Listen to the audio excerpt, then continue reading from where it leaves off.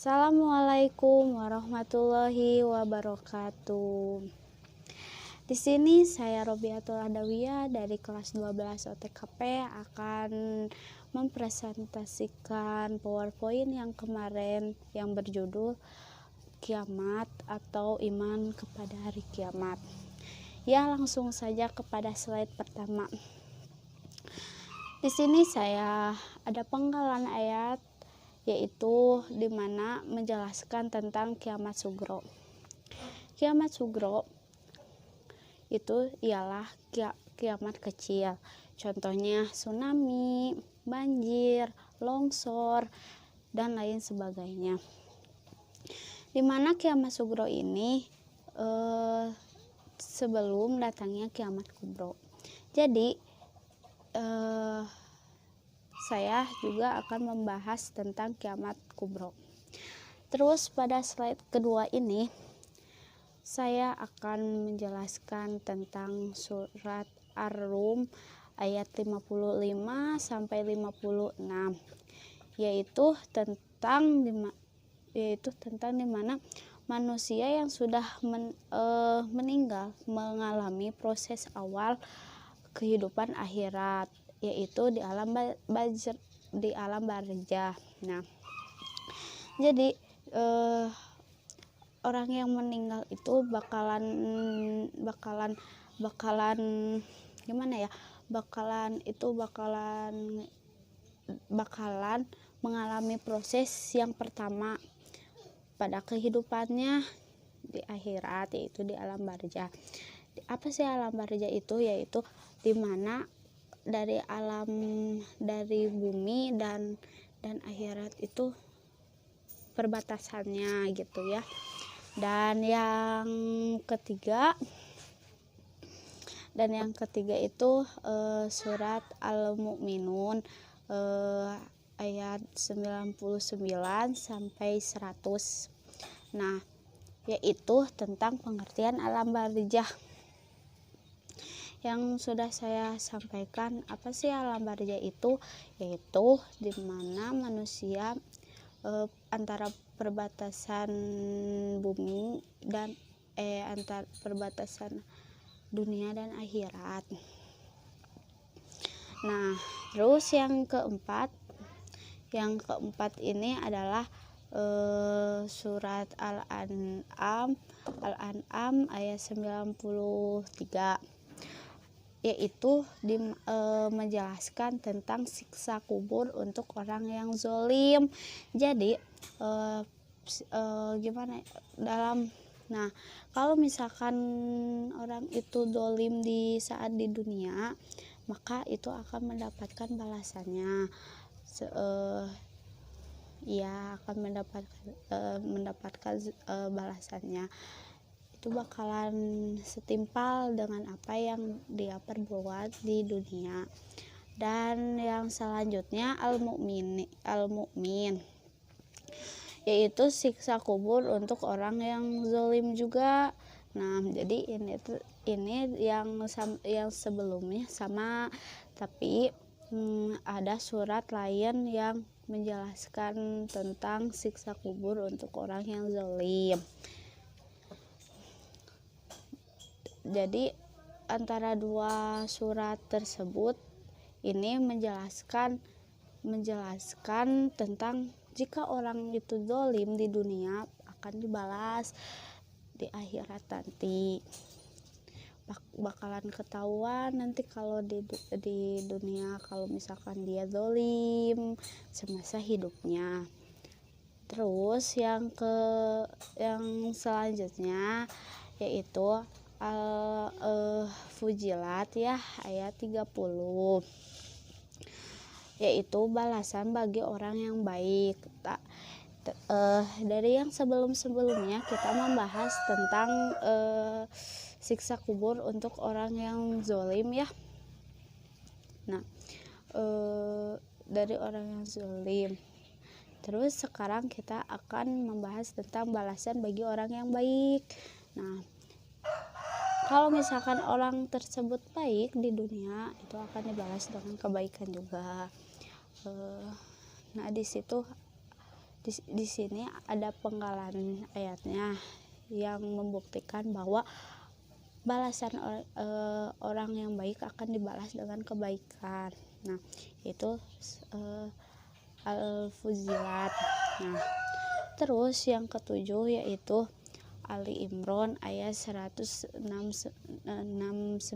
sampai 170, yaitu menjelaskan tentang nikmat kubur bagi yang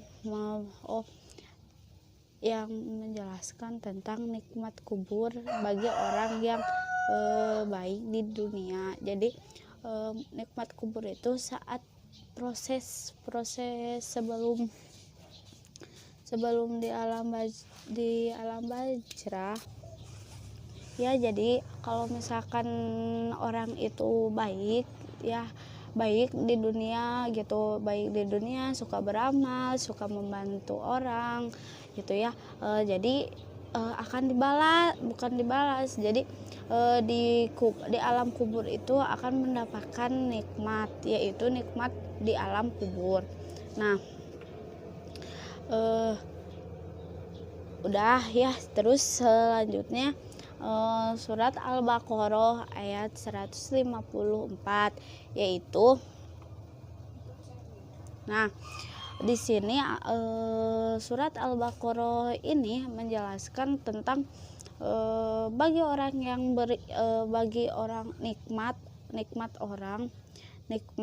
nikmat kubur bagi orang yang baik dan amal ibadahnya di dunia. Jadi bagi orang yang sering beribadah, sholat tepat waktu, tidak ditunda-tunda sholatnya, akan mendapatkan nikmat kubur juga. Nah, setelah itu di sini saya akan menjelaskan tentang kiamat kubro. Apa sih kiamat kubro itu? Yaitu datangnya kehancuran dan tidak akan ada tersisa satupun. Nah, terus siapa sih yang akan selamat dalam kiamat ini? Saat kiamat datang, orang yang mukmin yang taat itu akan terlebih dahulu dicabut nyawanya, sedangkan orang kafir seperti itu akan merasakan hari kiamat tersebut. Nah, yang selanjutnya yaitu Al-Zalzalah. Surat Al-Zalzalah ini menjelaskan tentang peristiwa kiamat dan datangnya gempa yang dahsyat. Nah, peristiwa kiamat dengan datangnya gempa yang dahsyat. Jadi kalau pertama kali di awalnya kiamat di sini menjelaskan yaitu datangnya gempa yang dahsyat. Tidak tahu ya saya juga, tapi pada intinya seperti itu. Dan yang selanjutnya Al-Qari'ah. Al-Qari'ah ini menjelaskan tentang manusia bagaikan anai-anai yang berterbangan. Nah, subhanallah, jadi manusia itu ya seperti anai-anai yang berterbangan, seperti itu. Tidak bisa dibayangkan karena ini Allahu alam. Terus yang selanjutnya yaitu yang kedua, hari kiamat menurut ilmu pengetahuan. Yang A menurut geologi. Bumi terjadi dari gas yang berputar. Nah, yang kedua menurut teori fisika. Letak matahari kira-kira 150 juta kilometer jauhnya dari bumi. Namun sinar matahari sampai ke bumi selama 8 menit 20 detik.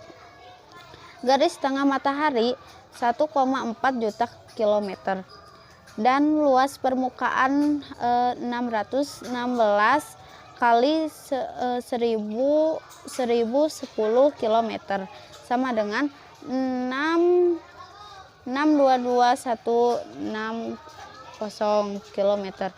Menurut ahli fisika, energi matahari dipancarkan ke angkasa dan sekitarnya 5,7 kali 1027 kalori. Nah, mampu menyalakan 50 miliar tahun dengan panas 15 juta derajat Celcius. 3. Bukti indrawi terjadinya hari akhir. Itu dibuktikan dalam Quran surat Al-Baqarah ayat 72 sampai 73. Nah, dan yang B itu periode hari akhir.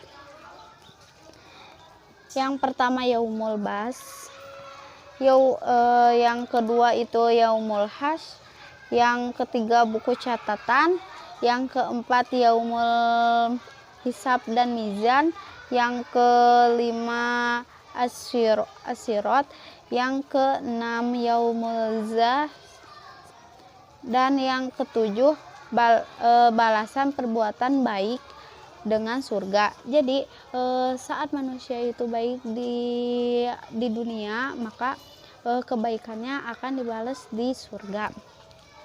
Dan ini ada di Quran surat Al-Haqqah ayat 71 sampai 74. Dan yang ke-8 balasan perbuatan buruk dengan neraka. Jadi kebalikan yang baik. Jadi kalau misalkan yang suka melanggar, suka nggak taat, jadi itu balasannya di neraka.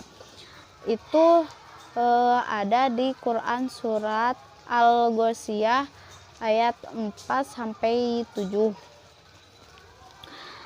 Nah, yang selanjutnya saya akan membahas tentang neraka memiliki beberapa nama dan tingkat penghuninya. Yang pertama itu ada Jahim, yaitu neraka tempat penyiksaan bagi orang musyrik. Yang kedua itu Hawiyah, yaitu neraka untuk orang yang ringan amalnya, mereka mengerjakan kebaikan dicampur dengan keburukan.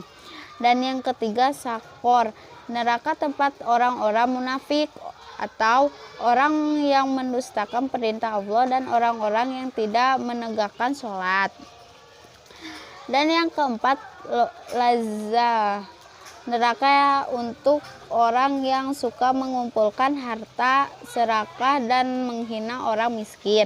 Dan yang kelima Hutoma, neraka untuk orang yang mengumpulkan emas, perak, dan serakah, tidak mau zakat, serta suka menghina orang miskin. Terus yang keenam Sa'ir, neraka untuk orang kafir dan orang yang makan harta anak yatim dengan cara zalim. Terus yang ketujuh Wail, neraka untuk pengusaha dan pedagang yang licik atau curang. Nah, yang selanjutnya ada nama-nama lain dari hari akhir. Yang pertama Yaumul Qiyamah, yang hari kiamat. Yaumul Rajifah, hari lindu besar. Yaumul Sa'iqah, hari keguncangan. Yaumul Jaljalah, hari keguncangan. Yaumul Haqqah, hari kepastian. Yaumul Qari'ah, hari keributan. Yaumul Akhir, hari akhir. Yaumul Tauma, bencana agung. Yaumul Asir, hari sulit. Yaumul La Roybafi, hari yang tidak ada lagi keraguan padanya, dan lain sebagainya. Ya, masih banyak, ini tidak akan bisa disampaikan satu persatu. Terus yang C, mengimani hari akhir. Mengimani hari akhir tersebut ada di Quran surat Al-Baqarah ayat 2 sampai 4. Nah, terus di sini Rasulullah di sini ada hadis yang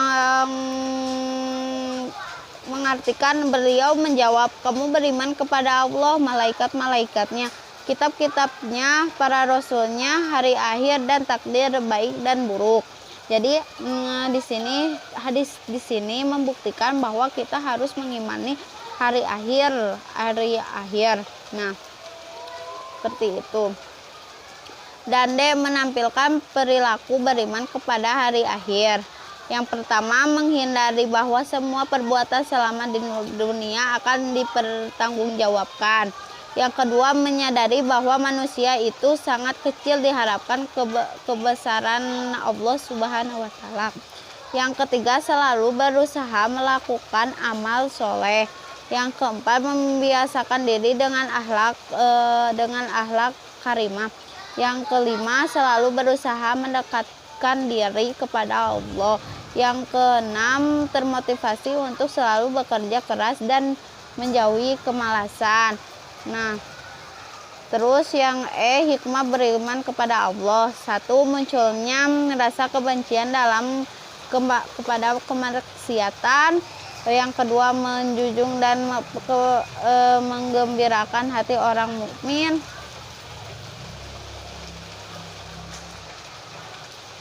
Dan itu saja dan lain sebagainya.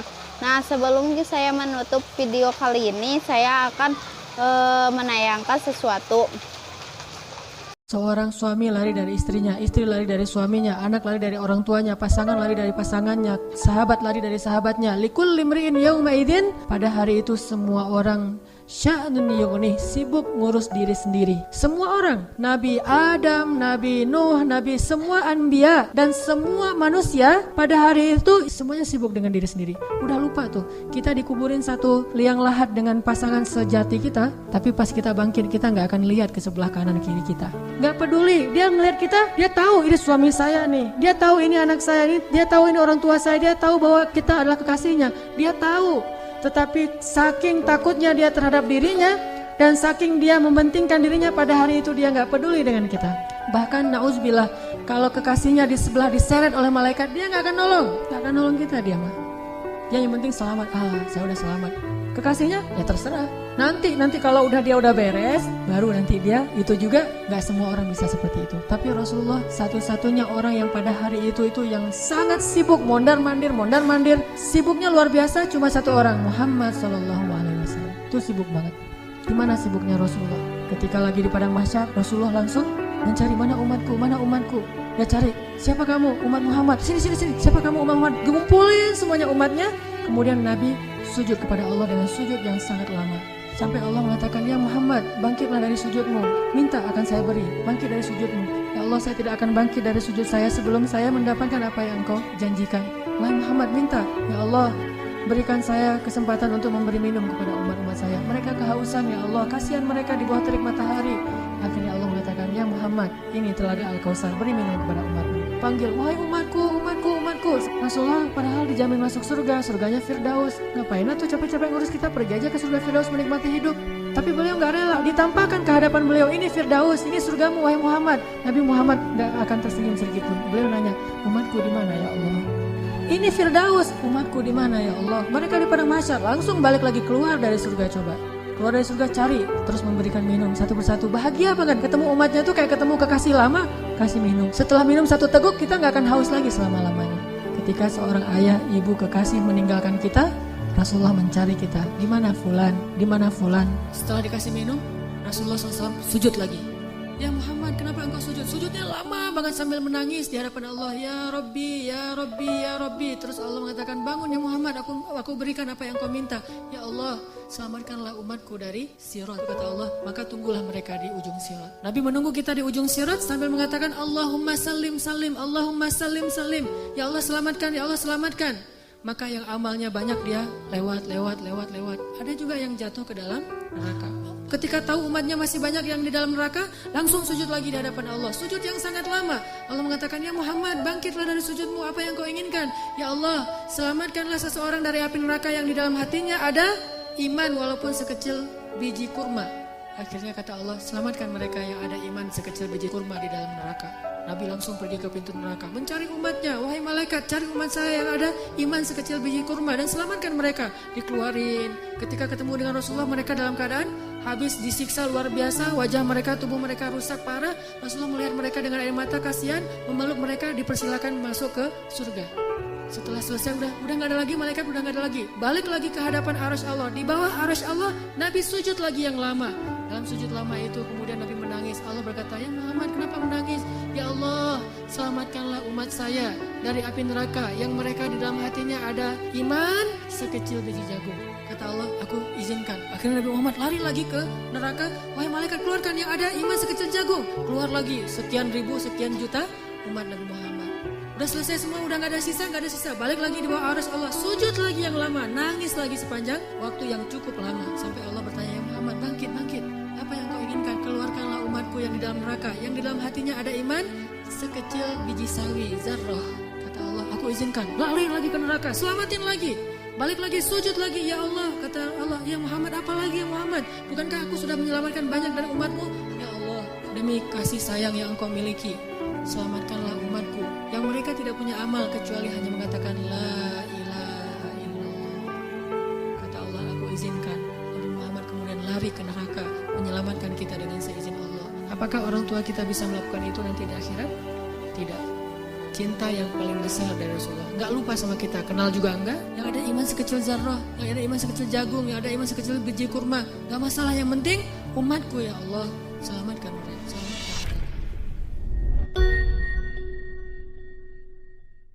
Ya, video itu sebagai penutup saya. Demikian, assalamualaikum warahmatullahi wabarakatuh.